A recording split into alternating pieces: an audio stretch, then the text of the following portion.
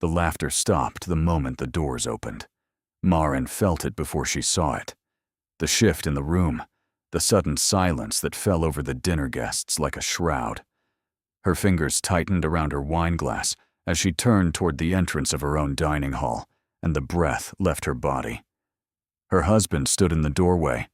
Lord Aldrich Vance, Viscount of Merriwood, her husband of 3 years. The man who had not touched her in 18 months and barely looked at her in 6. He was not alone. A woman clung to his arm, beautiful in a way that made Marin's chest ache with recognition. Dark hair cascading over bare shoulders, a crimson gown cut lower than propriety allowed. Full lips curved in a smile that held no warmth, only triumph. "Forgive our tardiness," Aldrich said, his voice carrying across the frozen room. "No, I've brought a guest." Marin's hand trembled. Wine sloshed against the rim of her glass, a drop of red bleeding onto the white lace tablecloth. 23 guests sat at her table. Lords and ladies she'd spent weeks cultivating. Connections her husband claimed to need for his political ambitions. 23 witnesses to her humiliation. "This is Verraine," Aldrich continued, guiding the woman forward with a possessive hand at her waist. "She'll be staying with us, indefinitely." The word landed like a slap. Marin heard whispers erupt, fans snapping open, heads turning, the rustle of scandal spreading through silk and velvet. Lady Pemberton's mouth fell open. Lord Ashcroft coughed into his brandy. Someone near the window actually gasped. She should say something. A gracious hostess would smooth this over, like would find words to diffuse the tension, and would maintain composure at all costs. But Marin's tongue felt thick and useless. Her throat closed around words that refused to form. Verraine's eyes found hers across the room, and the woman smiled wider. Victorious. Certain. "You're in my seat," Verraine said, her voice carrying the honeyed poison of the certain. The chair at Aldrich's right hand. The seat of the Viscountess. Her seat. Marin started, but Aldrich cut her off. "Marin, move!" 2 words, spoken without even looking at her. Spoken as if she were a servant. An inconvenience, a piece of furniture in the wrong position. Something cracked inside her. Not broke. She'd broken long ago, somewhere in the first year of cold silences and colder beds. This was different. That this was the sound of something finally giving way after years of pressure, like ice on a frozen lake just before it plummets you into darkness. She stood. Her legs felt like they belonged to someone else as she stepped away from the table, as she watched Verraine glide into her place, as Aldrich took his seat without acknowledging his wife's existence. The whispers grew louder. Marin moved toward the edge of the room, seeking shadow, seeking escape, seeking anywhere she could fall apart without an audience. Her vision blurred with tears she refused to shed, and she nearly collided with a wall of black evening dress. She looked up. A man stood before her, tall, dark-haired, with a face carved from marble and eyes the color of a winter storm. She didn't recognize him. He wasn't on her guest list. He shouldn't be here at all. But he was looking at her. Not through her, the way Aldrich did. Not around her, the way society had learned to do when acknowledging a wife of diminishing status. He was looking at her, with an intensity that made her skin prickle and her breath catch. "You're Marin Ashwell," he said. Her maiden name. No one had called her that in 3 years. "Marin Vance," she corrected automatically, her voice steadier than she felt. "Lady Vance." "No." His voice was low, certain, like thunder rolling across distant hills. "You're Marin Ashwell, daughter of Silas Ashwell, betrothed before your father's debts were bought by the Vance family. To me?" The room spun. "I don't understand," she whispered. He stepped closer. Close enough that she could smell cedar and something darker beneath. Smoke, perhaps, or the aftermath of a fire. "Oh, your father made a promise," the stranger said. "Before he lost everything. Before your family sold you to cover debts you never accrued. He promised you to the Duke of Thornhaven." Duke. The word echoed through her skull like a bell. She knew of the Duke of Thornhaven. Everyone did. The most powerful unmarried lord in England. Reclusive. Ruthless in business. Said to have destroyed 3 trading companies and 2 noble houses that crossed him. Said to be looking for a wife, though no woman had ever been deemed suitable. "You're," she started. "Corvin Thorne." He inclined his head slightly, a mockery of courtesy. "And I've come to collect what's mine." Across the room, Aldrich laughed at something Vervain said, his hand trailing up her arm in full view of the assembly. He hadn't noticed the Duke. He hadn't noticed his wife speaking to a stranger. He'd stopped noticing her long ago. "I'm married," Marin said, the words tasting like ash. "To a man who owes me £40,000. The Duke's eyes never left hers. "To a man who just publicly declared another woman his preferred companion. "To a man who, I suspect, has not been a husband to you in any meaningful sense for quite some time." Her cheeks flamed. The truth of it burned. "What do you want?" she asked. The Duke of Thornhaven looked at her, looked at Marin Ashwell, the forgotten wife, the invisible Viscountess, the woman who had just been displaced at her own dinner table, and spoke a single word that would change everything. "You." The word hung between them like a blade suspended mid-fall. "Me," Marin repeated, her voice hollow. "You." The Duke did not blink. "Your father's debt to my family preceded his debt to the Vances by 3 months. The betrothal contract was signed, witnessed, and filed with the courts before Silas Ashwell ever entertained Lord Vance's offer." The floor tilted beneath her feet. "That's impossible. My father never mentioned." "Your father was desperate. The Vances offered immediate relief. My family's terms required patience. A 2-year courtship, a proper wedding, provisions for your education and comfort. Time your father didn't have." The Duke's jaw tightened. Or so he believed. Marin pressed a hand to the wall behind her, steadying herself. 3 years. 3 years of cold marriage, cold bed, and cold dismissal. And somewhere, all along, there had been another path. "If what you're saying is true," she said slowly, "why didn't you come sooner?" Something flickered in the Duke's winter-gray eyes. Pain, perhaps, or anger. "I was 17 when the contract was signed. My father handled the arrangement. When he died 6 months later, I inherited his title, his estates, and 17,000 documents requiring immediate attention. Your betrothal contract was buried in a solicitor's office in Edinburgh. I only discovered it last month. And now you've come to, what? Demand I leave my husband? I've come to inform you that your marriage may not be legally binding." The words crashed through her like waves against rocks. "What?" "The betrothal contract your father signed included a clause. If another engagement were entered into before formal dissolution of our agreement, that subsequent engagement would be rendered void." The Duke reached into his coat and withdrew a folded document, edges yellowed with age.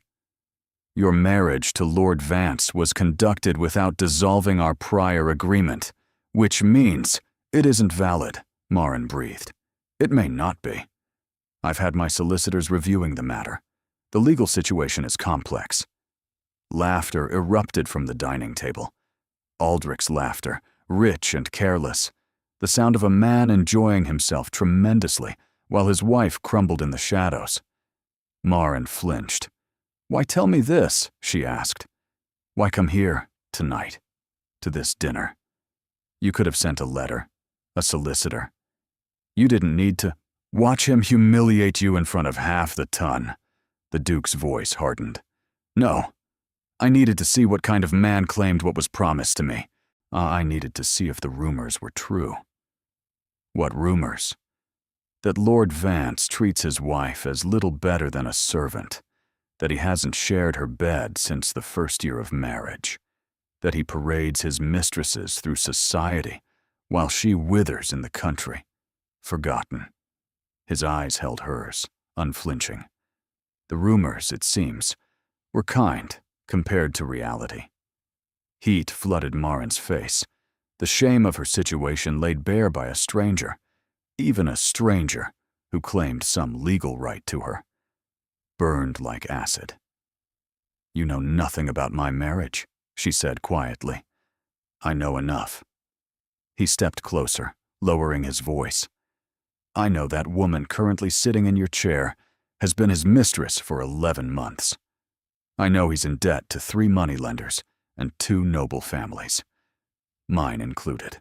Oh, I know he married you for your father's shipping connections, then abandoned you the moment those connections dissolved.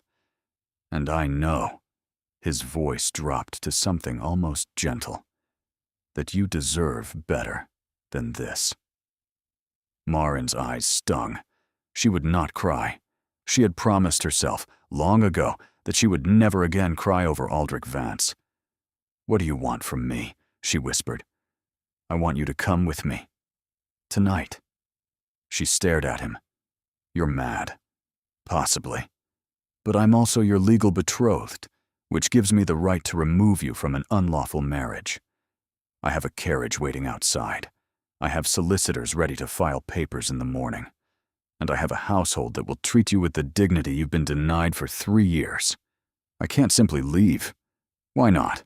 He gestured toward the dining room. What precisely is keeping you here? A husband who pretends you don't exist? A mistress who's claimed your seat? A house where you're clearly a ghost? Each word struck true. I have possessions, responsibilities, my mother's jewels, my father's books. Will be retrieved. Everything you value will be sent for. And if your legal claim fails, if the courts decide my marriage is valid after all, the Duke's expression didn't change, but something in his eyes intensified. Then I will find another way. I don't lose, Lady Vance, and I don't abandon what's mine. There it was again. That word. Mine. Spoken with absolute certainty, as if she were already his, as if the last 3 years were merely a delay rather than a different life entirely. I don't know you, Marin said. I have no reason to trust you. No, but you don't. He acknowledged this without defensiveness. But you know your husband. You know what your life has been, and what it will continue to be if you stay. I'm offering you an alternative, that's all. From the dining room, Varaine's voice rose in a practiced laugh. Aldrich murmured something in response, intimate and low. More whispers from the guests, more fans fluttering, more scandal accumulating like snow. Marin thought of her bedroom down the hall, the one Aldrich hadn't entered in 18 months. She thought of the meals eaten alone, the events attended solo, the pitying glances from servants who knew exactly what kind of marriage she endured. She thought of her mother, who had warned her against the match. He has cold eyes, Marin. Cold eyes mean a cold heart. She thought of her father, dying of shame as much as illness 2 years ago, whispering apologies she hadn't understood until now. If I come with you, she said slowly, what happens? What exactly are you proposing? The Duke's answer came without hesitation. You'll stay at Thornhaven House as my guest, while the solicitors untangle the legalities. You'll be treated as befits your station, the station you should have occupied all along. And when the courts rule in our favor, he paused, his gray eyes holding hers with unmistakable intent. You'll become my wife, as you were always meant to be. Behind her, the dining room erupted in another wave of laughter. Before her, a stranger offered escape. I need time to think, she said. You have until the end of dessert."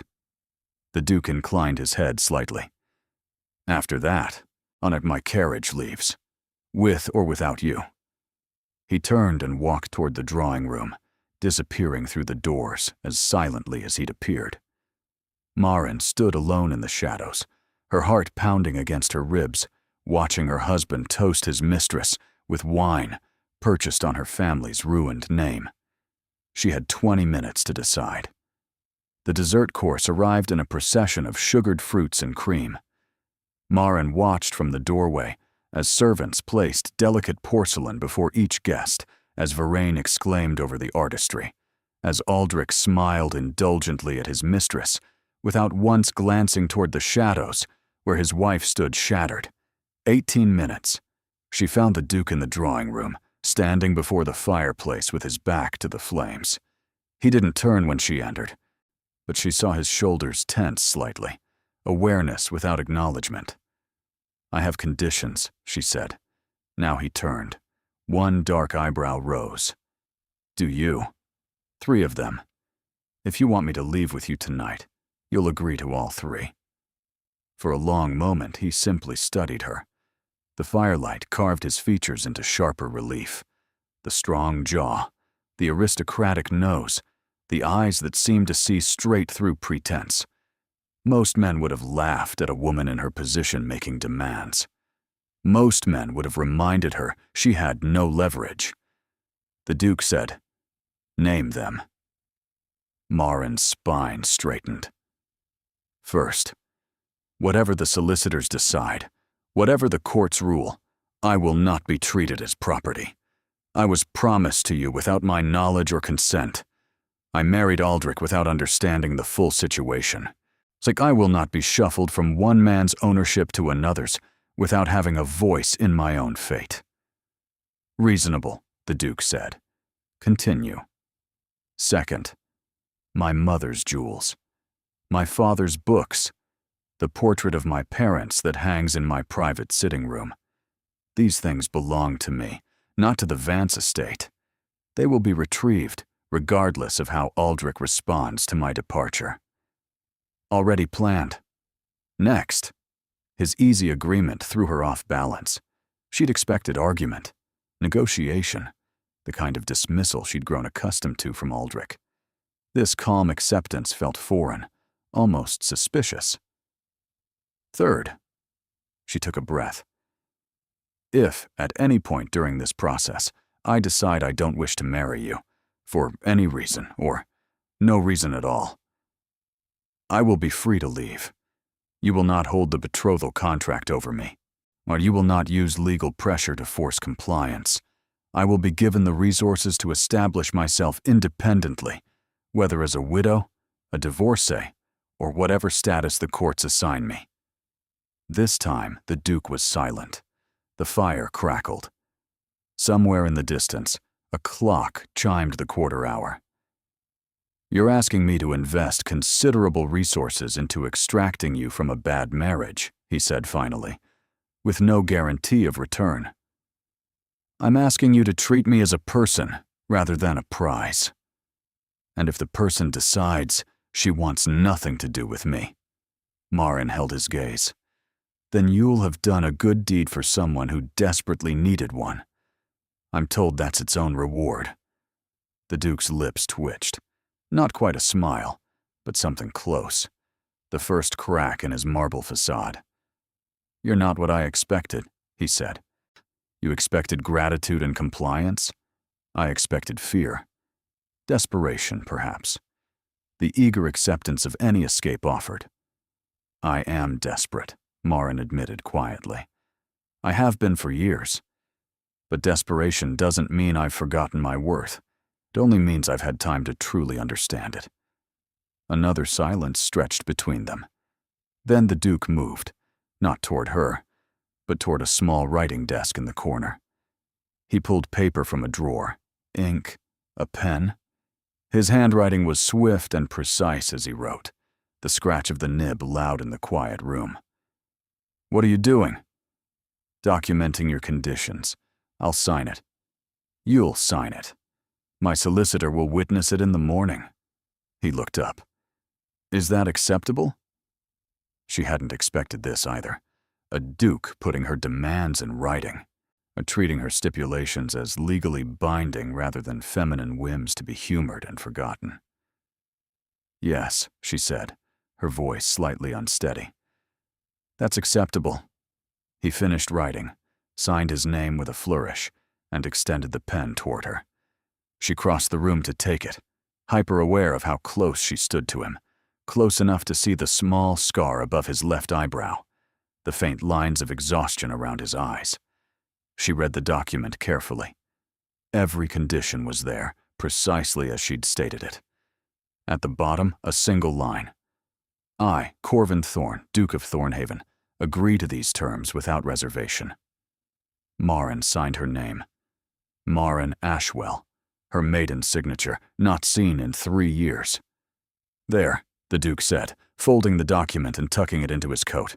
So now we have an agreement. From the dining room came the sound of chairs pushing back. Dessert ending. Guests preparing to retire to separate entertainments. Her time had run out. The carriage is waiting at the garden gate, the Duke said. You can reach it through the servants' corridor without being seen. My man Harwick will escort you. I'll remain here long enough to provide distraction. You've done this before. Extracted unwilling wives from dinner parties. No. His gray eyes held hers. This is entirely unprecedented. She should have found that alarming. Instead, she found it oddly reassuring. The idea that he was as uncertain of this path as she was. I don't even have a cloak, she said, the practicality of it striking her suddenly. There's one in the carriage, and a lady's maid waiting at Thornhaven House, and a room prepared in the guest wing, private, comfortable, with a lock on the door that only you will have the key to. Every detail attended to, every concern anticipated. Why? She asked suddenly. Why go to all this trouble? The betrothal contract is 13 years old. You could have simply forgotten about it. Married someone else. Why pursue a woman you've never met from a promise you never made? The Duke was quiet for a long moment. Because I spent the last several years watching my grandmother push unsuitable matches, he said finally. Because I've refused every arranged marriage she's proposed, waiting without knowing why. And because when I found that contract, when I learned that there was already a promise made, a path chosen before politics and fortune hunting entered the equation, it felt like an answer. He paused. None were the beginning of one. In the hallway, footsteps approached. The dinner party was dispersing. Now, the Duke said quietly, or never. Decide. Marin looked back toward the dining room, toward the life she'd endured for 3 years, toward a husband who wouldn't notice her absence until the servants told him. Then she looked at the stranger offering escape. Now, she said. And she walked through the servants' corridor without looking back. The carriage moved through London's darkened streets, like a ship cutting through black water. Marin sat rigid against the velvet cushions, her hands clasped so tightly in her lap that her knuckles ached.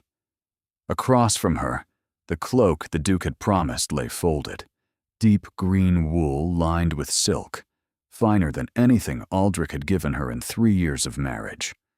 She hadn't put it on yet. Wearing it felt like accepting something she wasn't ready to accept. The city fell away. Gas lamps grew sparse, then vanished entirely. The road smoothed from cobblestone to packed earth to something even finer. Gravel, perhaps, maintained with the kind of obsessive attention only true wealth could sustain. When the carriage finally slowed, Marin pulled back the curtain and forgot how to breathe. Thornhaven House rose from the darkness like something out of a fever dream. 3 stories of pale stone glowed silver in the moonlight, hundreds of windows reflecting stars she hadn't noticed until now. Twin columns framed an entrance, larger than her entire London townhouse.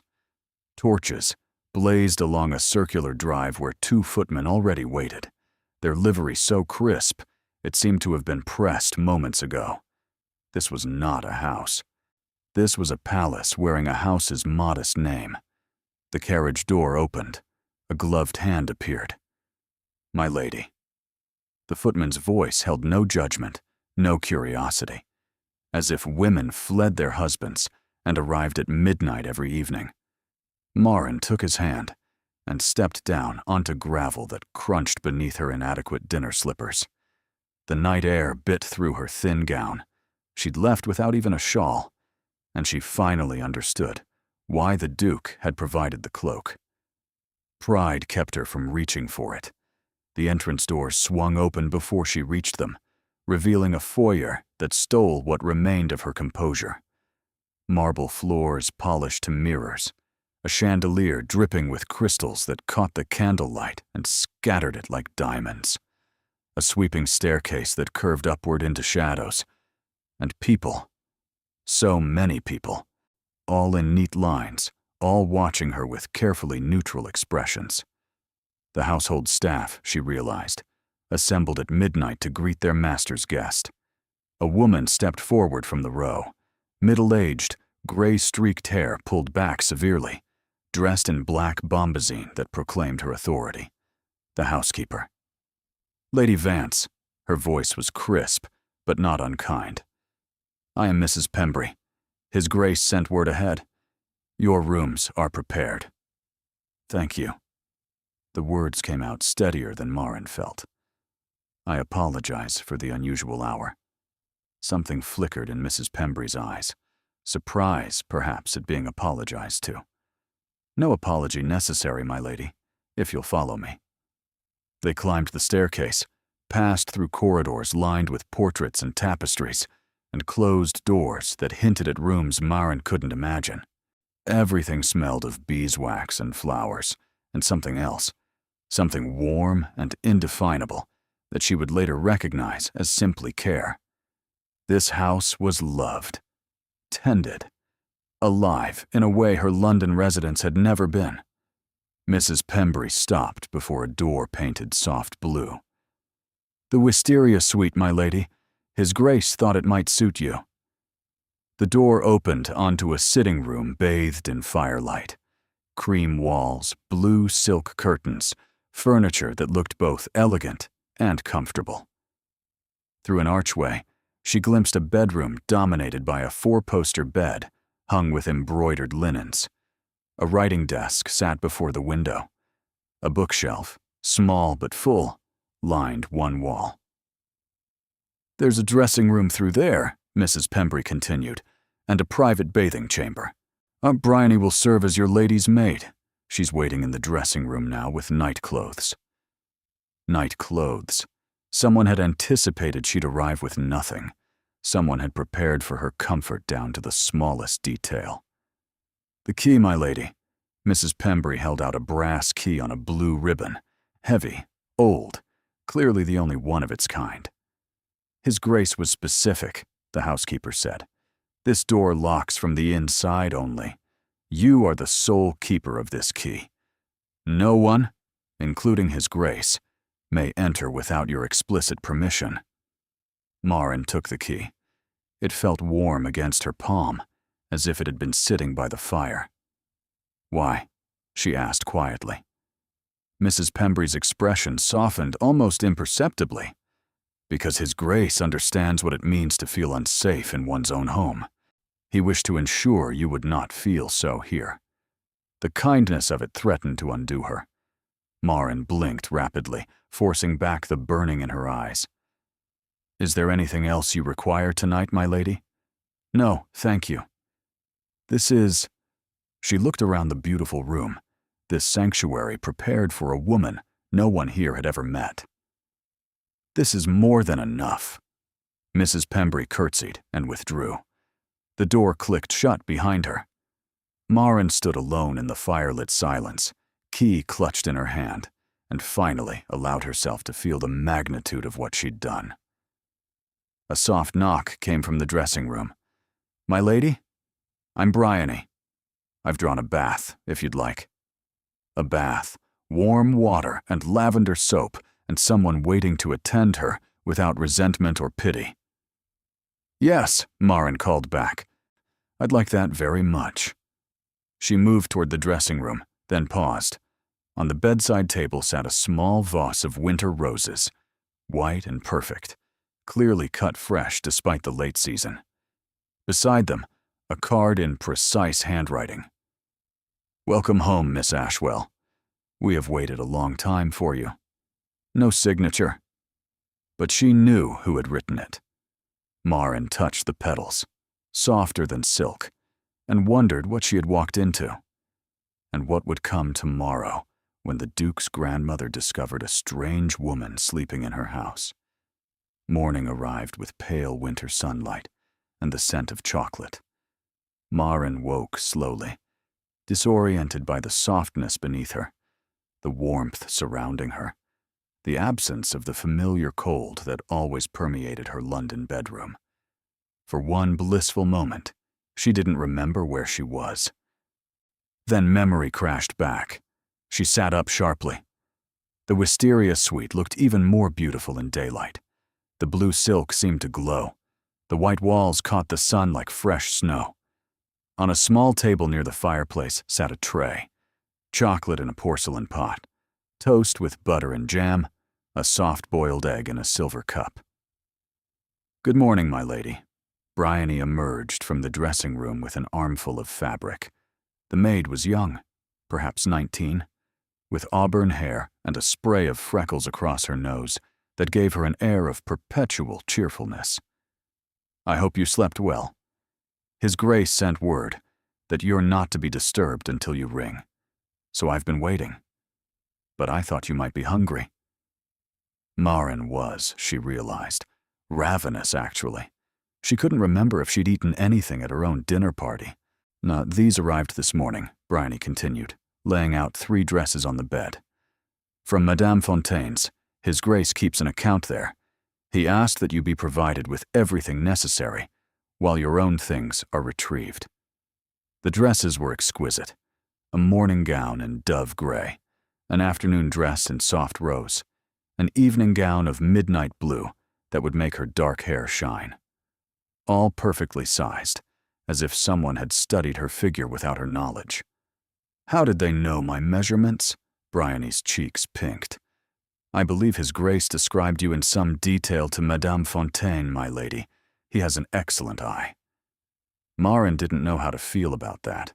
A man she'd met once, for perhaps 20 minutes, describing her body to a dressmaker with enough precision to achieve a perfect fit. Well, it was either flattering or unsettling, possibly both. She ate, dressed in the gray morning gown, and allowed Bryony to arrange her hair in a simple style that somehow looked more elegant than anything she'd achieved in years. The face that looked back at her from the mirror seemed different, still tired, still bearing the marks of too many sleepless nights. But something in the eyes had shifted. Hope, perhaps. Or at least the memory of what hope felt like. "Is there a particular room I should wait in?" Marin asked. "To meet with His Grace." "He's gone to see the solicitors, my lady. Won't return until evening." Bryony hesitated. "But the Dowager Duchess has requested your presence in the morning room, at your earliest convenience." The words landed like ice water. The Dowager Duchess. His Grace's grandmother, my lady. She arrived unexpectedly this morning, from the country estate.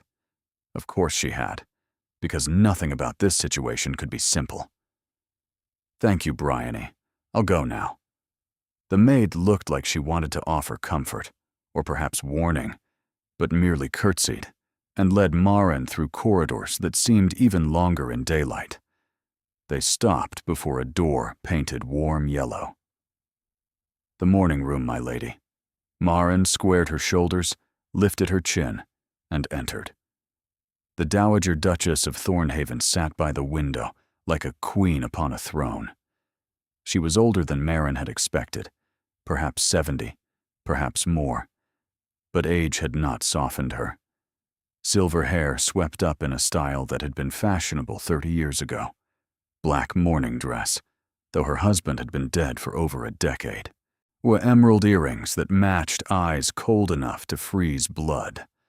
Those eyes swept over Marin with the precision of a general assessing enemy forces.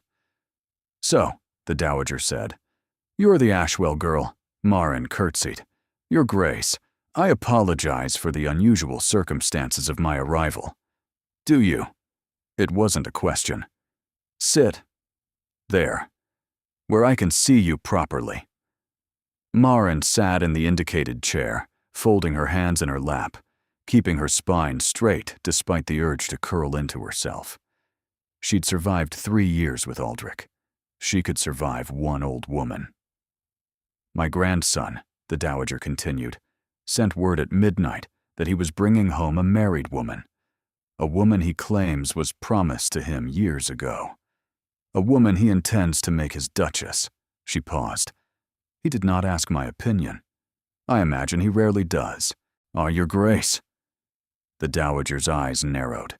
"You have spine. Good. You'll need it." She leaned forward. "Tell me why I shouldn't have you thrown out within the hour." "Because your grandson signed a legally binding agreement to my conditions last night. Any violation of that agreement, including my forcible removal, would likely complicate his position significantly." Silence. Then, unexpectedly, the Dowager laughed. It was not a warm sound, but neither was it entirely cruel. "He told me you were clever. I see he wasn't exaggerating." She sat back. "Very well, Miss Ashwell. Let us speak plainly. You were married to Aldrich Vance for 3 years, a man I know well, as he's been trying to borrow money from this family since before you wed him. Why did your father choose him over my grandson?" "I didn't know there was a choice. The betrothal to His Grace was never mentioned to me." "Convenient." "True." Marin met the older woman's gaze. "I was 18. My father's business was failing. Lord Vance appeared with offers of help, requirements for haste, promises that seemed golden at the time. I was married within 6 weeks. By then, I suspect my father had forgotten the Duke of Thornhaven existed. Or chosen to forget. The Vances offered immediate rescue. We offered stability that required patience." The Dowager's expression shifted slightly. "Your father was a fool." "My father was desperate. There's a difference." "Is there?" "Yes. Fools don't learn from their mistakes.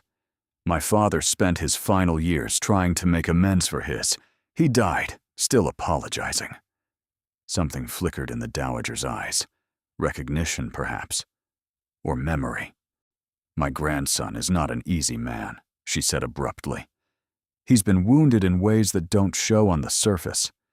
His father, my son, died when Corvin was 17.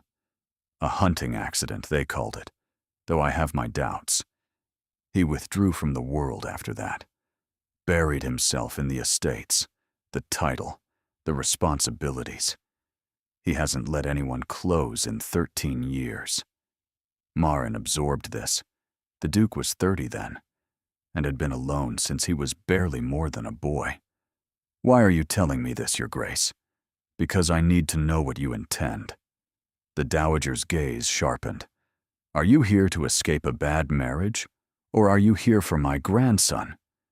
They are not the same thing." The question deserved honesty. "I don't know," Marin admitted. "Last night, I was watching my husband toast his mistress in my own dining room. 20 minutes later, I was climbing into a stranger's carriage. I haven't had time to intend anything. I'm simply trying to survive." "Survival." The Dowager repeated the word like she was tasting it. "That I understand." She rose, and Marin rose with her. "I will be watching you, Miss Ashwell. Every word, every action. If you hurt my grandson, if you toy with him, or use him, or break him worse than he's already broken, I will destroy you. My family's reach is considerable. I would not enjoy ruining you, but I would do it thoroughly." I understand, Your Grace. Do you? The Dowager moved toward the door, then paused. He hasn't looked at a woman in 13 years. Not like he looked when he spoke of you last night. I don't know whether to be grateful or terrified. She swept from the room, leaving Marin alone with the winter sunlight and a warning that felt very much like hope. The days that followed passed in a strange kind of limbo. Marin existed between worlds. No longer a wife, not yet anything else. She ate meals delivered to her room, walked gardens too beautiful to feel real, and avoided the Dowager with the instinct of prey evading a predator. Solicitors came and went, speaking to the Duke behind closed doors about matters she wasn't privy to. Her belongings arrived from London on the third day, carried by footmen who handled her mother's jewels like sacred relics. The Duke himself remained elusive. She glimpsed him occasionally, crossing a hallway, entering his study, riding out at dawn on a horse the color of storm clouds.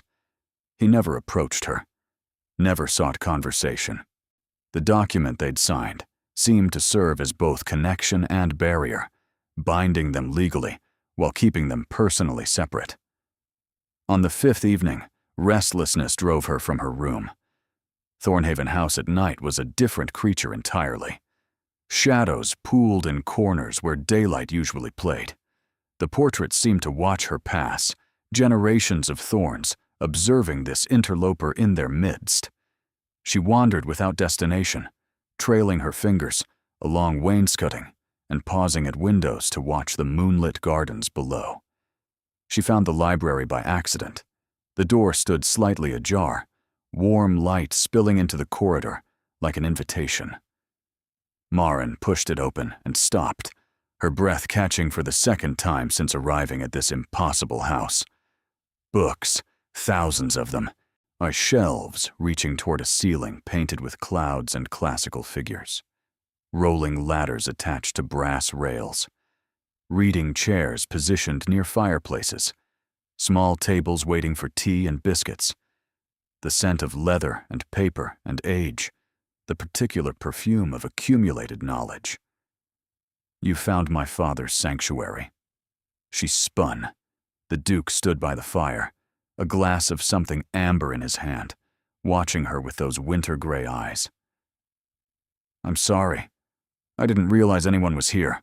I'll go. Stay! The words stopped her mid-retreat. Please, he added, softer. I've been meaning to speak with you. The timing simply hasn't aligned. Marin hesitated, then moved toward the shelves rather than toward him. Safer to have books between them. What did you wish to discuss? The solicitors have made progress. Your marriage to Vance appears challengeable on multiple grounds.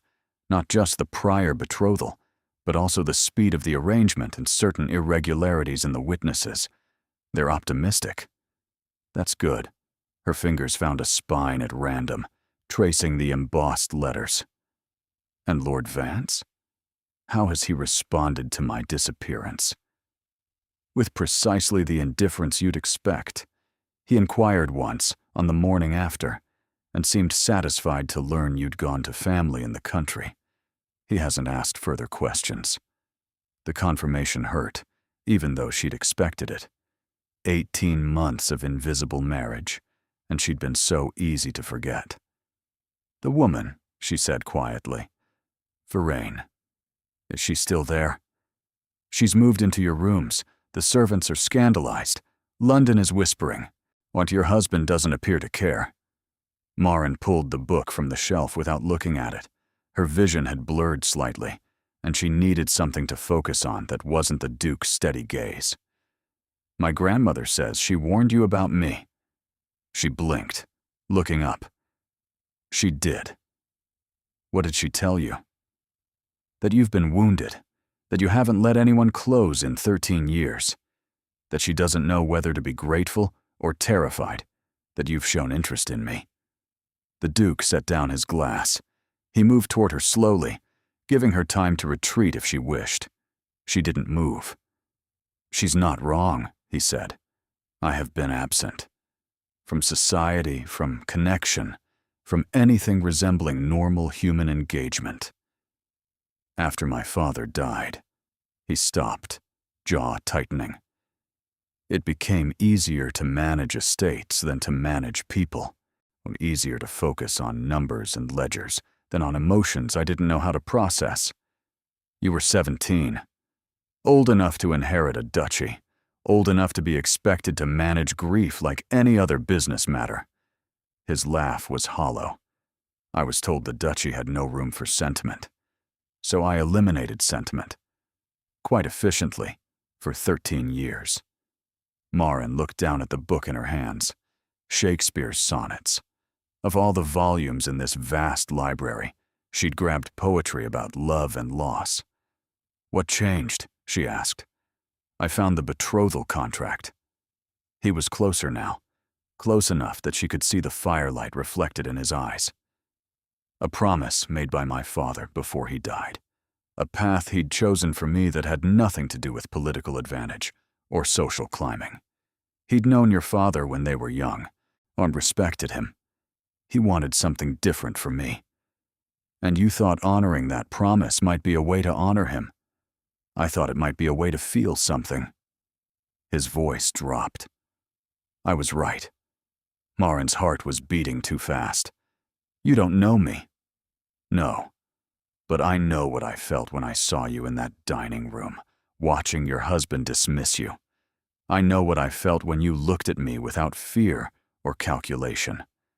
I know what I felt when you negotiated conditions, like you were signing a treaty rather than grasping at rescue.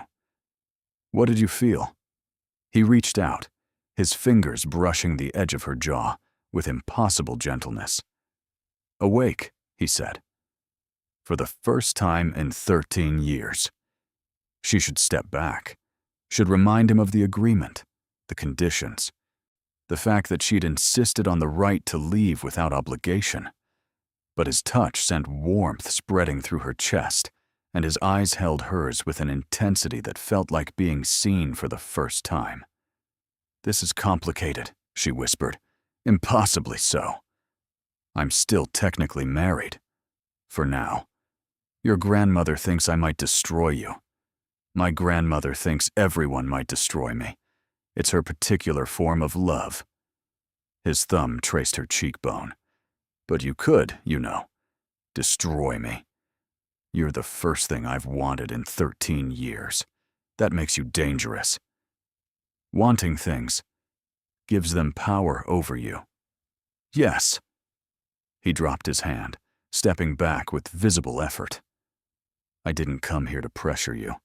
I came because you deserve to know where I stand. The agreement we made is inviolate. See, your conditions are sacred.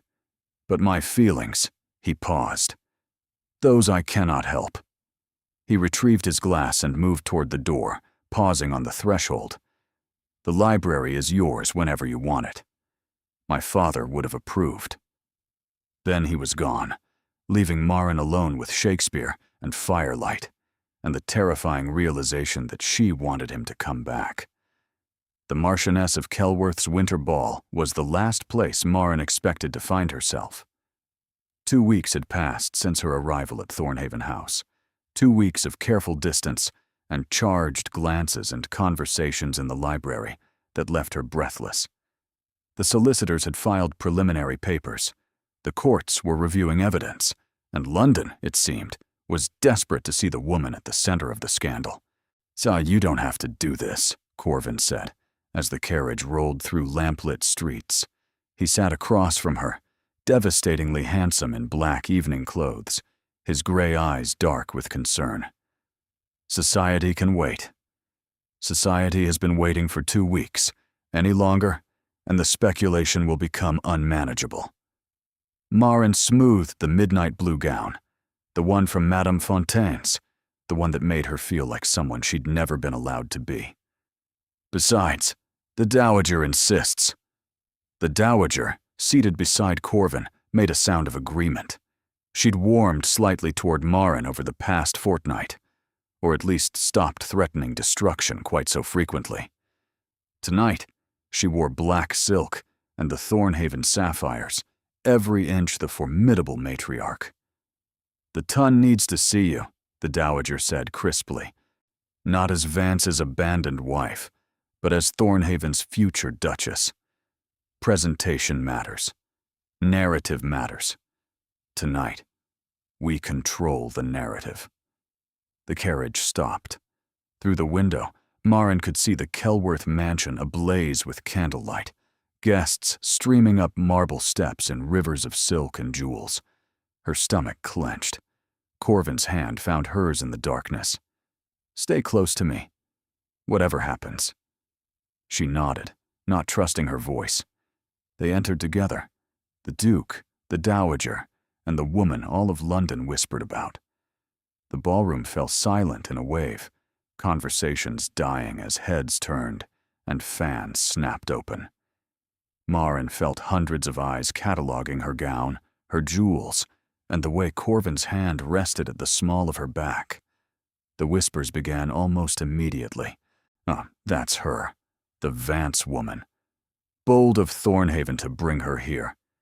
Is it true she simply walked out during dessert?" Corvin guided her forward, his expression carved from stone, acknowledging no one. The crowd parted before them like water before a ship's prow. At the far end of the ballroom, their hostess waited, Lady Kelworth, a formidable woman with silver-streaked hair and shrewd eyes.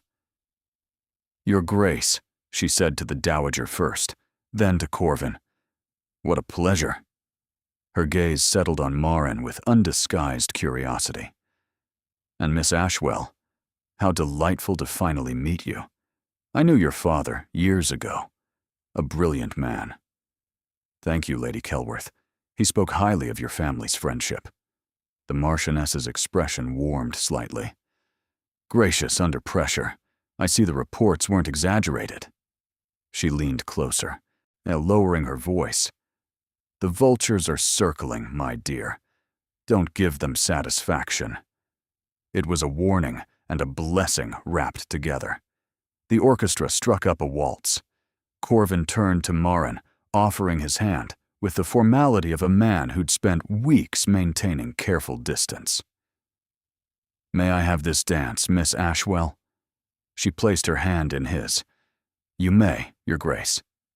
They took the floor alone.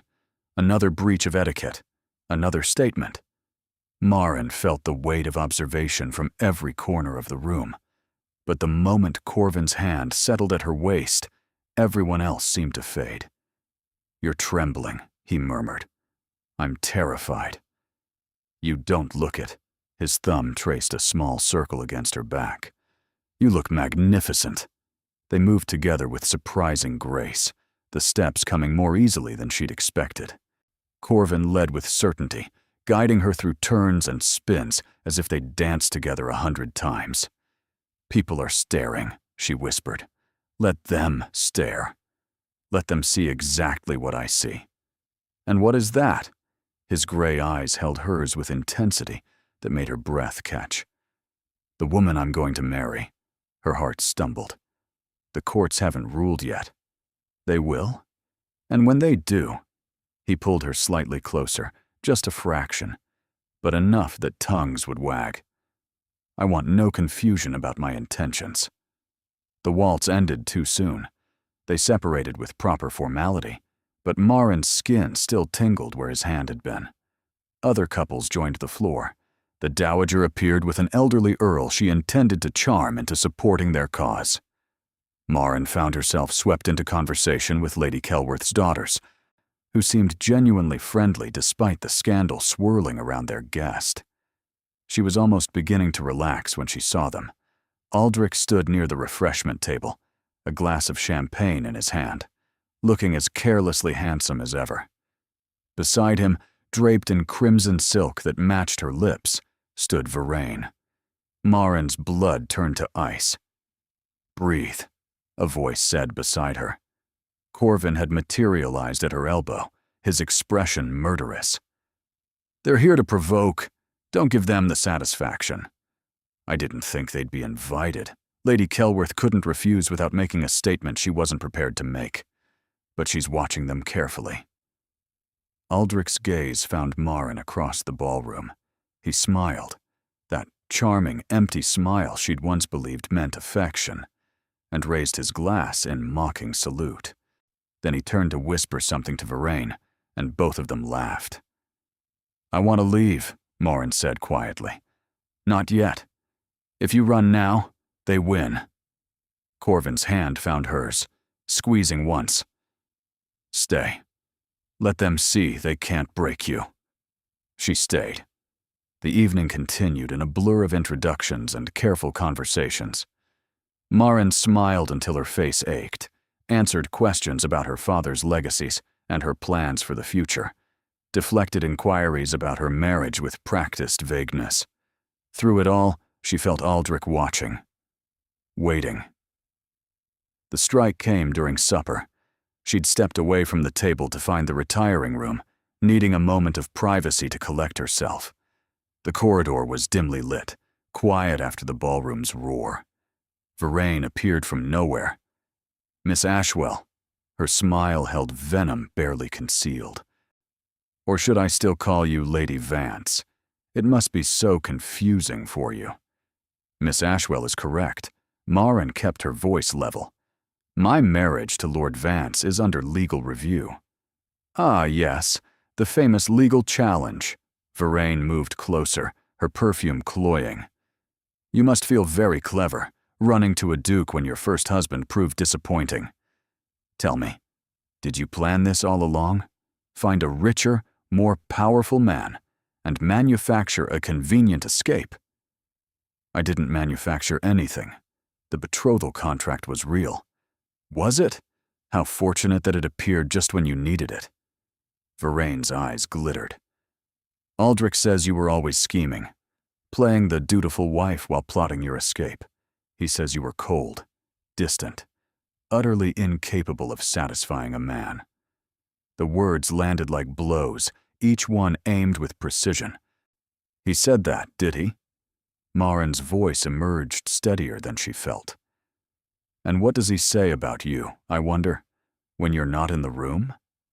Vervain's expression flickered.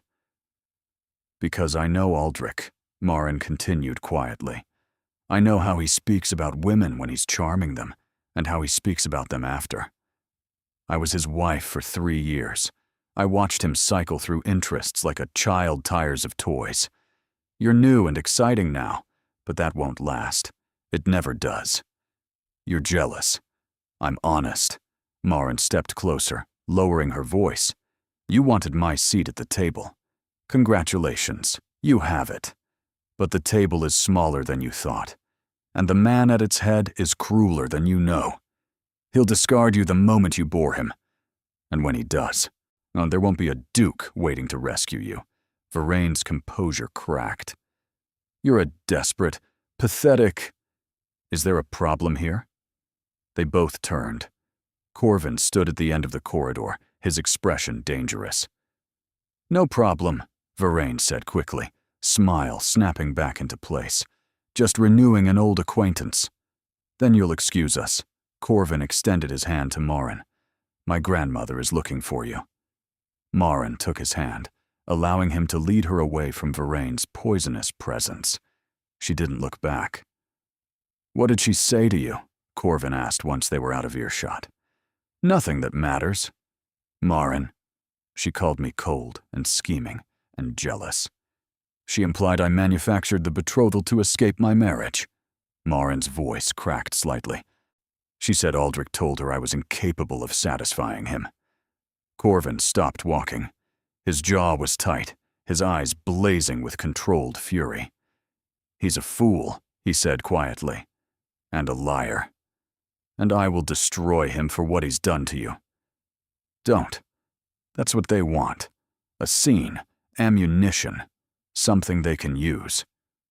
I don't care what they want, but I do." She met his eyes. "I care about winning this properly, through courts and evidence and unassailable legal proof, not through violence or scandal." For a long moment, he simply looked at her.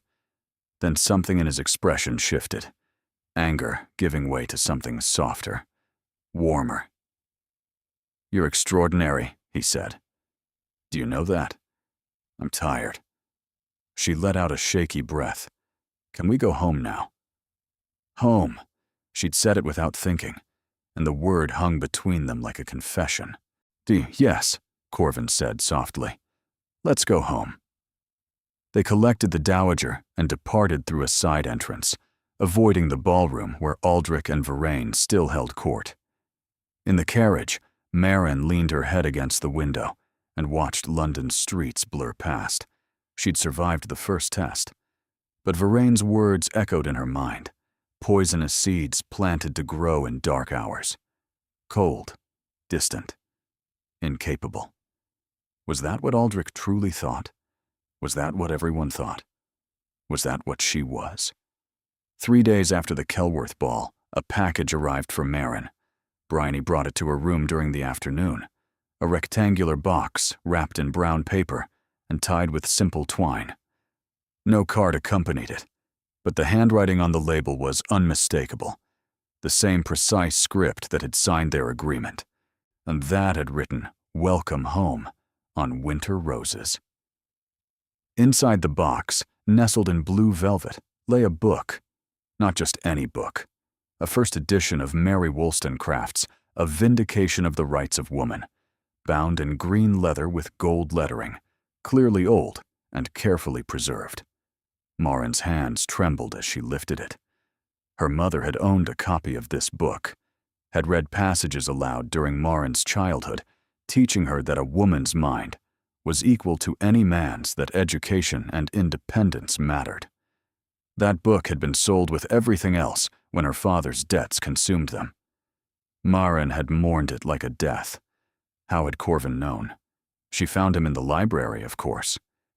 He stood by the window, silhouetted against afternoon light, and turned when she entered. You received the package. How did you know? Her voice emerged rough with emotion. About my mother's book, about what it meant. Your father mentioned it once, years ago, to mine. Corvin moved toward her, his expression unreadable. They corresponded regularly before everything fell apart.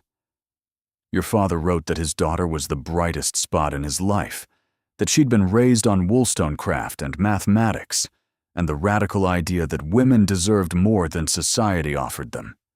Marin clutched the book to her chest. You've had this for years. Since I found the correspondence, the same trunk that held our betrothal contract held letters between our fathers, spanning 2 decades. I've been reading them, trying to understand what they planned for us. What did they plan? Corvin was close now. Close enough that she could see the vulnerability beneath his carefully controlled surface. They planned a partnership, he said quietly. Not a traditional marriage of duty and convenience, but something rarer. 2 equal minds choosing to build a life together. My father believed in it. Yours believed in it. They chose each other's children because they hoped we might believe in it too. The weight of inherited hope pressed against her chest. That's a heavy expectation to carry. It doesn't have to be expectation. It can be possibility. His hand lifted, hovering near her face but not quite touching. The night of the ball, when we returned, you called Thornhaven House home. She remembered. Heat flooded her cheeks. I shouldn't have. You should have. Because that's what I want it to be. His fingers finally made contact, to brushing a strand of hair from her temple. Your home. Not a temporary refuge. Not a stepping stone to somewhere else. A home that belongs to you as much as to me. The courts haven't ruled yet.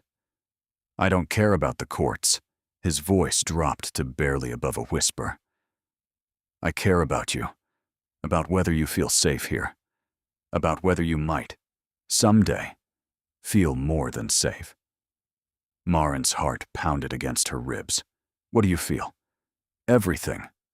The word seemed torn from him. I feel everything when you're near.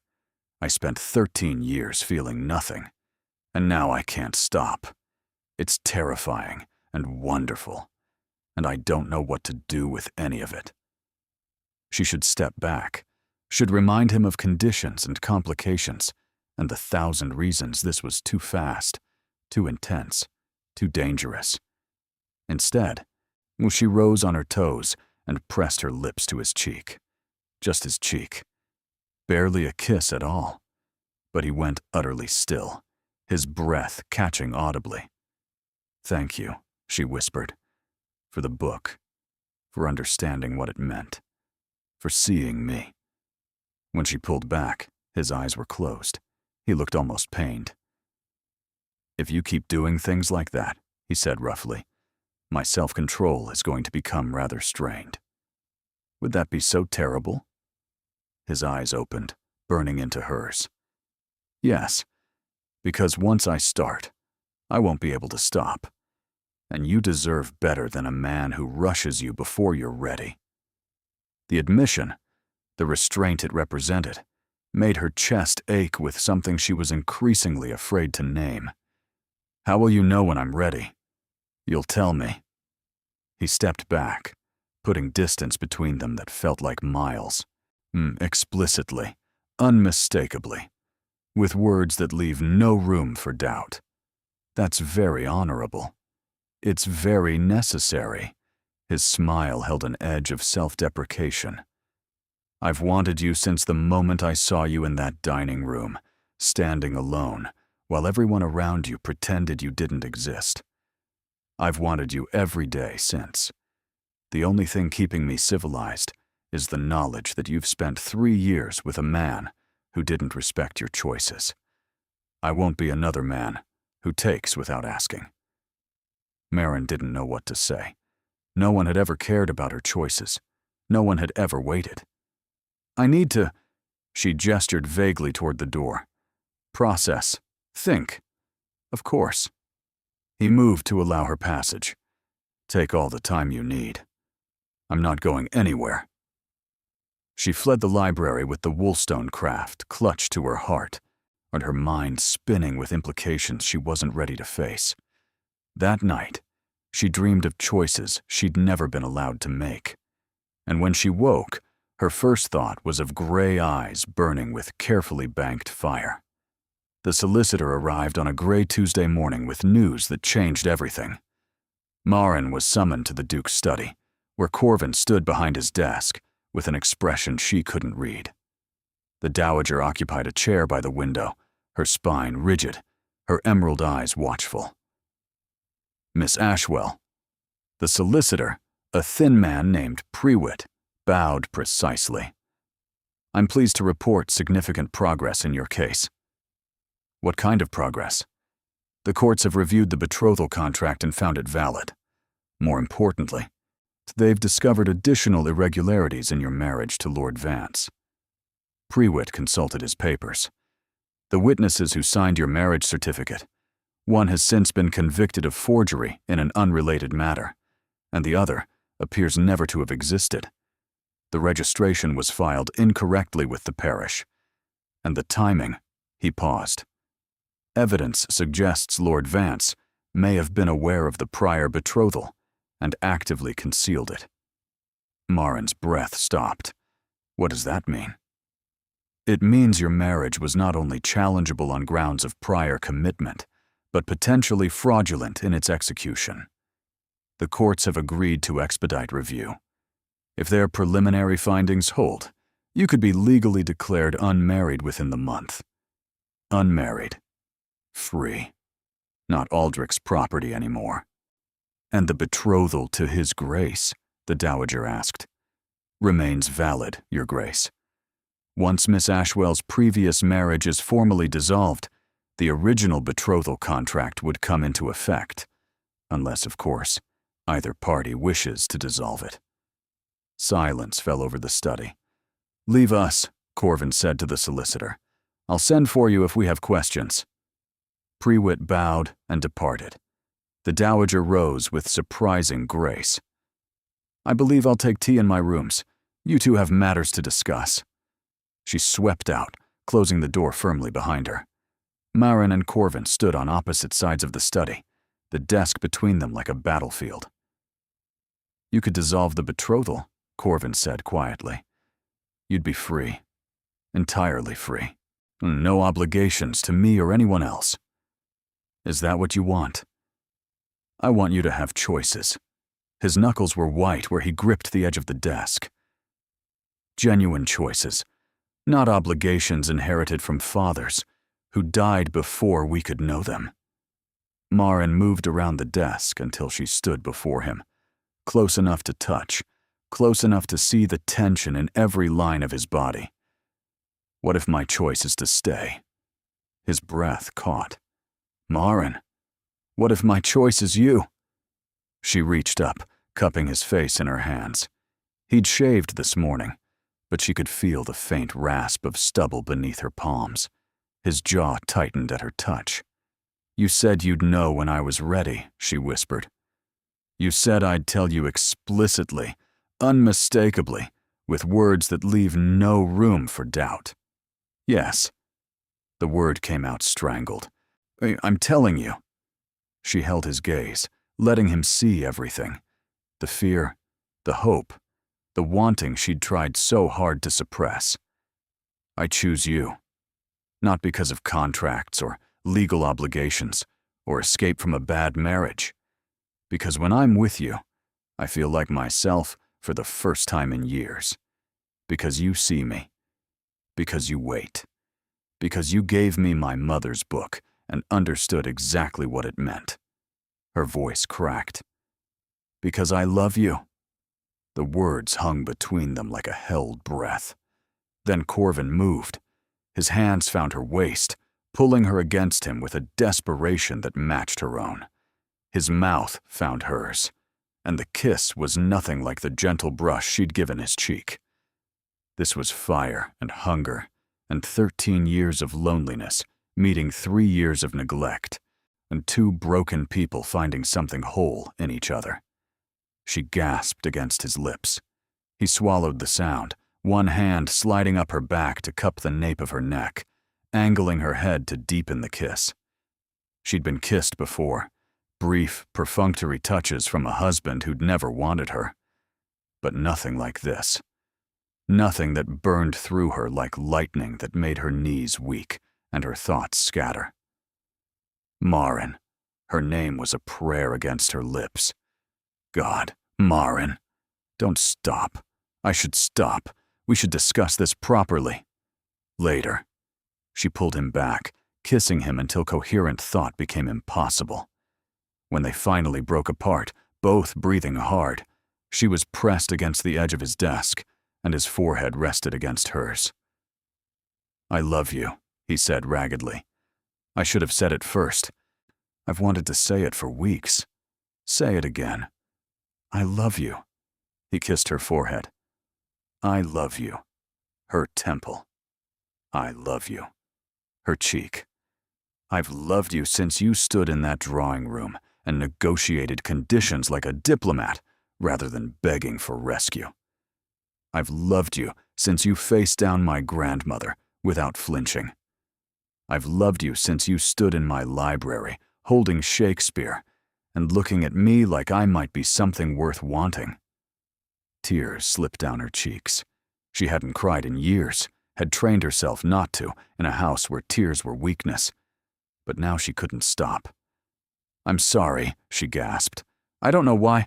Don't apologize. His thumbs brushed her tears away. You've been strong for so long. You don't have to be strong every moment. She let herself break. Just a little.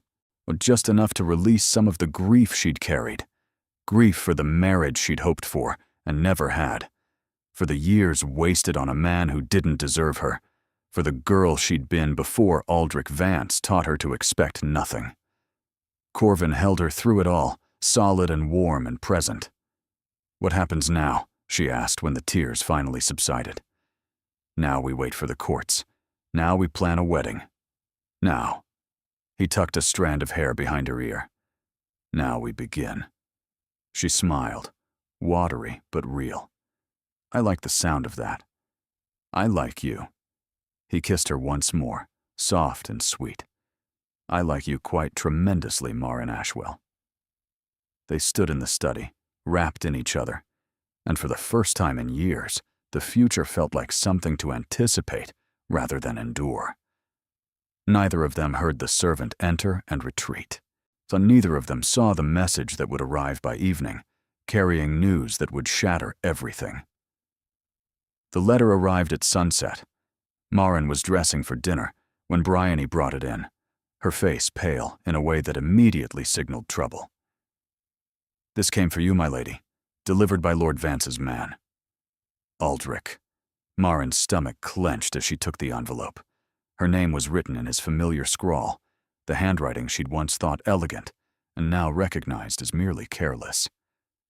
"My dearest wife," the letter began. The mockery was evident even in ink. "How entertaining to hear of your adventures with Thornhaven. The ton is absolutely buzzing with speculation. Such scandal. Such drama. I confess I've been terribly amused. But I'm afraid the entertainment must end. You see, I've spoken with my own solicitors, and they've discovered something rather inconvenient about your precious betrothal contract. It seems the document requires more than your father's signature to be binding. It requires proof that both parties consented of legal age, which neither of us was at the time of signing. More importantly, my dear, it requires that the bride be in good standing. Unblemished reputation. Pure as driven snow, as it were. Imagine my delight when I realized what this means. Our marriage was consummated, Maren, multiple times, in the first months after our wedding. You are no longer the virginal bride the contract specifies. The betrothal is void. My solicitors are filing papers tomorrow. They expect the courts will find in my favor within the fortnight. And when they do, I'll be coming to collect what's mine. Your devoted husband, Aldrich." The letter fell from Maren's numb fingers. "My lady?" Bryony's voice seemed distant. "My lady, you've gone white as a sheet. Get the Duke. But he's dressing for dinner. Get him now." Bryony fled. Maren sank onto the edge of her bed, her mind spinning through implications. The consummation clause. Of course, she'd read the betrothal contract. Corvin had shown it to her. But she'd focused on the dates, the signatures, the legal language about prior commitments. She hadn't thought about that particular provision, pure as driven snow. The words echoed like a death knell. Corvin appeared in her doorway, still adjusting his cufflinks, his expression shifting from confusion to alarm as he saw her face. "What's happened?" She handed him the letter without speaking. She watched him read it, watched his expression transform from concern to fury to something colder, more controlled.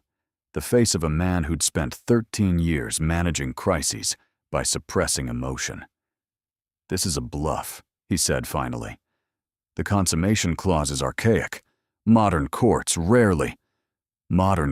care about precedent. If he can prove the marriage was consummated," Maren's voice broke. "He can. The servants knew. Everyone knew. It wasn't a secret. Then we'll challenge on other grounds. The fraudulent witnesses, the improper registration. And if that's not enough," she rose, wrapping her arms around herself. "If the courts rule in his favor, I'll be returned to him, Corvin, like a wayward horse that's wandered into the wrong stable. I won't let that happen. You may not have a choice. There's always a choice." He crossed to her, gripping her shoulders. "Listen to me. Whatever it takes, lawyers, money, political pressure, I will not let him take you back. I will burn every favor I have, call in every debt owed to my family. I will destroy yourself." Maren's voice emerged hollow. "Destroy your reputation, your standing, your future, for a woman who may not legally be yours to fight for. You are mine to fight for, by every measure that matters, but not by law." She pulled away from his grip. "If the courts rule against us, I'm his wife, legally, binding, and anything you do to interfere becomes a crime." Silence crashed between them. What are you saying? Corvin asked quietly. I'm saying, the words caught in her throat. I'm saying that maybe your grandmother was right. Maybe this was always going to end badly. Maybe I was foolish to believe that someone like me could escape. Don't. Don't what? Face reality? Tears spilled down her cheeks. I should never have let myself love you. I should never have let myself believe this could work. I was someone else's wife, Corvin. Still am, apparently. And all our hopes, all our plans. She gestured helplessly. Aldrich always wins. He always finds a way. Not this time. You don't know him. You don't know what he's capable of. I know exactly what he's capable of. Corvin's voice hardened. I've been investigating him for months. His debts, his schemes, his trail of destroyed women. He's a predator, Marin, a parasite, and I will not let him consume you. She wanted to believe him. God, she wanted to believe him. But Aldrich's letter had unlocked something inside her, a door she'd kept carefully sealed, behind which cowered the broken woman who'd spent 3 years learning that hope was just delayed disappointment. I need to be alone, she whispered. Marin, please. She couldn't look at him. I need to think. I need to be alone. He stood there for an agonizing moment. Then, quietly, I'll be in my study. Whatever you decide, I'll be here. He left. The door closed behind him. Marin sank onto her bed and stared at Aldrich's letter, lying on the floor like a poisoned thing. 3 years of marriage had taught her exactly what her husband was willing to do to win. He'd take her back, not because he wanted her, but because losing her to a duke would damage his pride. He'd punish her for leaving, slowly and thoroughly, until she broke completely. Unless she broke first. She looked around the wisteria suite, the beautiful room that had felt like sanctuary, and began to pack. By midnight, she was gone. Corvin discovered her absence at dawn, the scream of rage that erupted from him when he saw her empty room, her packed belongings gone, her woolstone craft left behind on the pillow. That sound would haunt the servants for years. Find her. His voice shook with barely controlled fury. Search every coaching inn between here and London. Every road, every village, every... She's gone to her mother, the dowager interrupted, sweeping into the room with a letter in her hand. She left this for you. He snatched it from her grip. Corvin, forgive me. I can't let you destroy yourself fighting a battle we can't win. Aldrich's claim may be fraudulent, but proving that will take months we don't have. By the time the courts rule, he'll have found other ways to destroy you. Your reputation, your relationships, your standing in Parliament. I won't be the cause of your ruin. I'm returning to my mother's house, not to Aldrich, never to him. But I can't stay at Thornhaven while this plays out. Every day I remain makes you more vulnerable. Please don't follow me. Let the solicitors work. Let the courts decide. And if the ruling goes against us, let me go. You taught me what it meant to be valued. That gift will carry me through whatever comes next. With love that will never diminish, Marin. She thinks she's protecting me, Corvin said hollowly. She thinks she's protecting both of you. The dowager's voice was surprisingly gentle. She's wrong, of course. Running never solved anything. But her intentions are noble. Noble intentions won't keep her safe from Aldrich. No, they won't. The dowager moved to stand beside him. Which is why you're going to go after her. He looked at his grandmother in surprise. You disapproved of this match from the beginning. I disapproved of the circumstances, the scandal, the potential for disaster. She met his eyes steadily. I never disapproved of her. That girl has more spine than half the nobility combined. And she loves you. Genuinely. Not for your title or fortune. Do you know how rare that is? I know. Then stop standing here and go get her. The dowager straightened, steel returning to her spine. I'll manage the solicitors. I'll manage the courts. I'll manage Aldrich Vance if he dares show his face. But you need to bring that girl home. Corvin kissed his grandmother's forehead, a gesture so unexpected that she actually gasped. Then he was gone. Marin's mother lived in a modest cottage outside of Winchester, the kind of genteel poverty that came from good breeding and bad fortune. Corvin arrived by late afternoon, his horse lathered with sweat, his appearance so wild that the elderly woman who answered the door nearly closed it in his face. "I'm looking for Marin Ashwell. Is she here?" "Who's asking?" "Corvin Thorne, Duke of Thornhaven." He forced himself to breathe. "Please, I need to see her." The woman, Elspeth Ashwell, he realized, Marin's mother, studied him with eyes that held her daughter's same fierce intelligence. "You're the one who took her from her husband. I'm the one who gave her a choice. She chose to leave. And now she's chosen to come home. Because she thinks she's saving me from myself." He stepped closer, desperation bleeding through his careful control. "Mrs. Ashwell, your daughter believes she's a burden. She believes her past makes her unworthy of a future. She believes Aldrich Vance has won simply because he's willing to fight dirty. And you disagree? I believe she's the bravest woman I've ever met. I believe she deserves happiness she's never been allowed to have. And I believe," his voice cracked, "I believe I love her more than I've ever loved anything. And I will spend the rest of my life proving she made the right choice, if she'll let me." From inside the cottage came a sound, a small, choked sob. Elspeth Ashwell smiled. "She's in the garden," she said, stepping aside. "Through the kitchen, who's out the back. Try not to trample my vegetables." He found her sitting on a stone bench beneath a bare apple tree, wrapped in a shawl that looked older than she was, her face streaked with tears she hadn't bothered to hide. "You shouldn't be here," she said without looking up. "You shouldn't have left. I had to." "No." He knelt before her, taking her cold hands in his. "You didn't.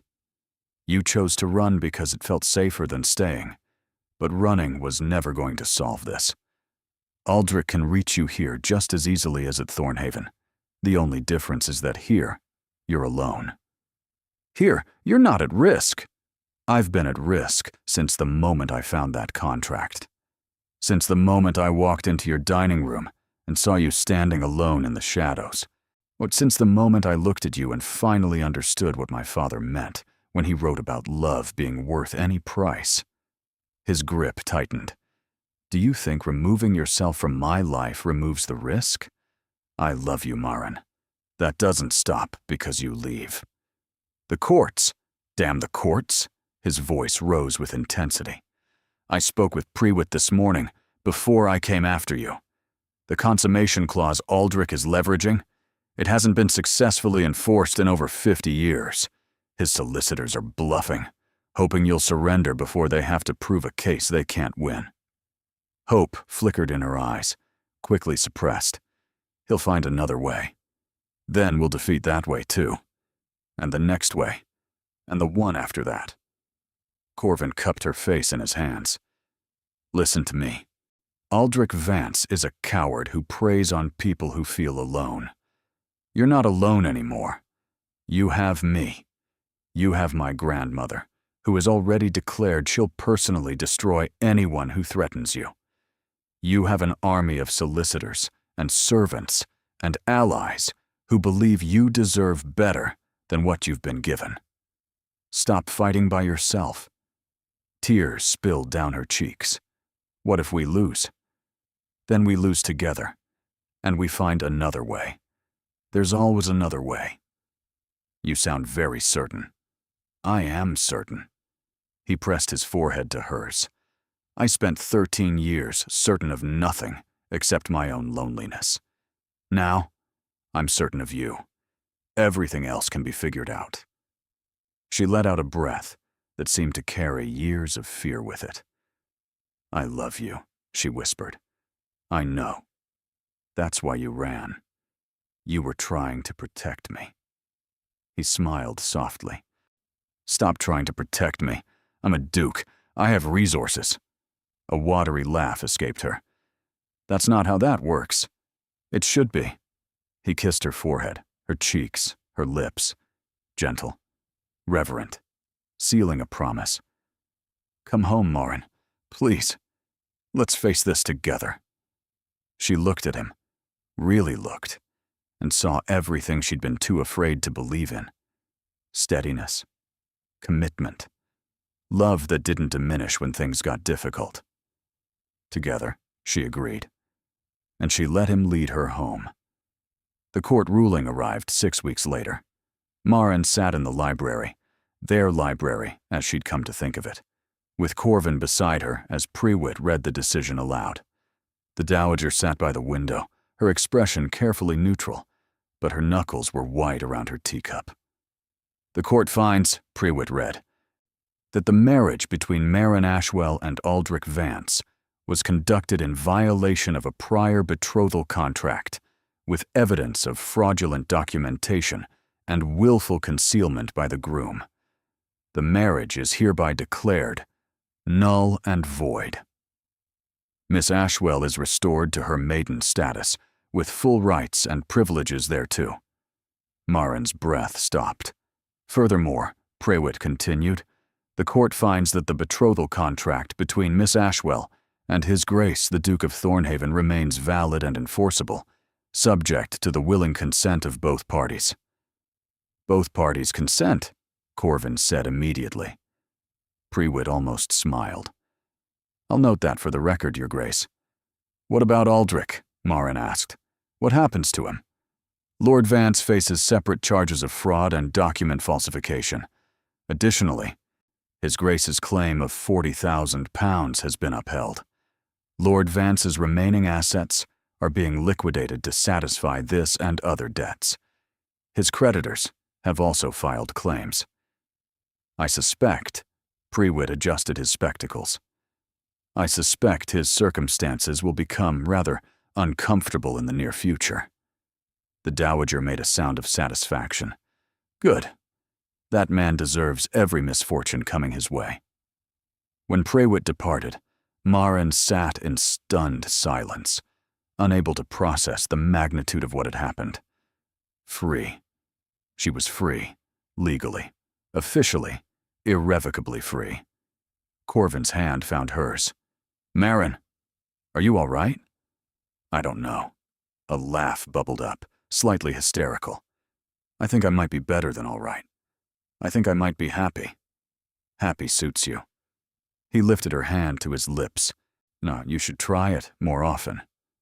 "With you?" She smiled at him, really smiled, feeling the expression in every part of her body. "I intend to." The wedding took place 3 months later, in the chapel at Thornhaven House. Not the grand society event the Ton had expected, not hundreds of guests and weeks of celebration. Instead, a small gathering. Marin's mother, weeping quietly in the front pew. The Dowager, resplendent in silver silk, looking almost approving. A handful of true friends, people who'd supported them through the scandal and emerged as genuine allies. Marin walked down the aisle in a gown of ivory silk, simple and elegant, carrying winter roses that matched the ones Corvin had left in her room that first night. Through her veil, she could see him waiting at the altar, his gray eyes bright with emotion he no longer tried to hide. "You're extraordinary," he murmured when she reached him. "You mentioned that once before. I plan to mention it every day for the rest of our lives." The ceremony was brief, the vows traditional. But when the vicar asked if anyone objected, Corvin's hand tightened on hers, and she knew they were both remembering how close they'd come to losing this. "I now pronounce you man and wife." He kissed her, Not the chaste, proper kiss expected at weddings, but something deeper, more consuming, a promise and a claim wrapped together. Someone in the congregation laughed. The dowager made a sound that might have been approval or exasperation. "Mine," Corvin whispered against her lips. "Yours," she agreed. Finally." 1 year later, the library at Thornhaven House had always been Marin's sanctuary, but now it held even deeper meaning. She sat in her favorite chair, the Woolstone craft open in her lap, watching spring sunlight pour through the windows.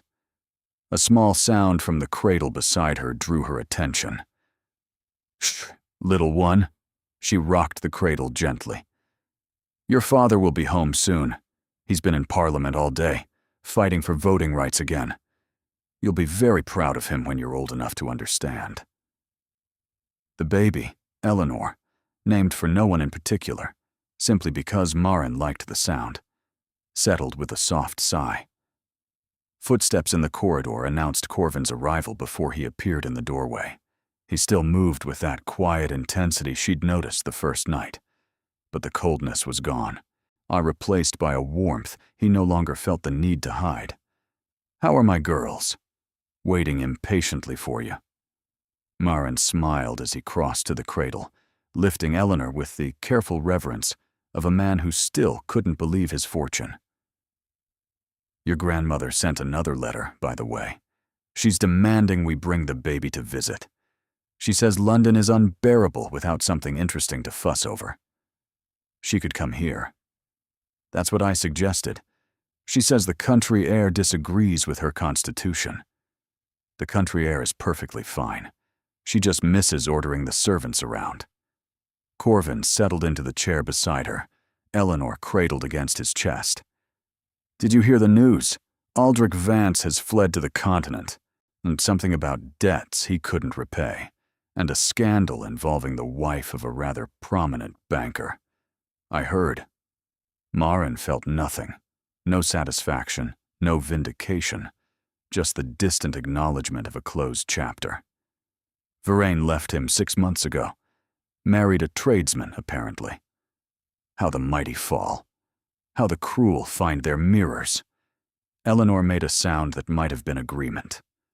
Corvin laughed softly, pressing a kiss to his daughter's dark hair. "Do you know what I found today? In my father's papers."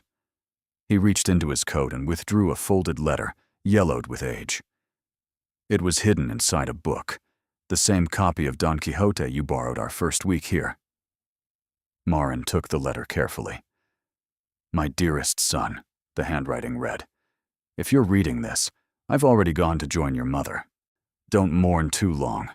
I've missed her every day for 17 years, and I'm eager to see her again. I want you to know something. The Ashwell girl, the betrothal I arranged, I made that promise because I knew, even then, what kind of man you would become. Serious, guarded, reluctant to let anyone past your defenses. You would need someone who could match your intensity, challenge your certainties, and love you despite your tendency to withdraw. I met her once, you know. Marin Ashwell. She was 8 years old, visiting with her father, and she marched up to me and informed me that my horses were being fed the wrong kind of hay. I laughed for an hour afterward. I knew then that she was the one.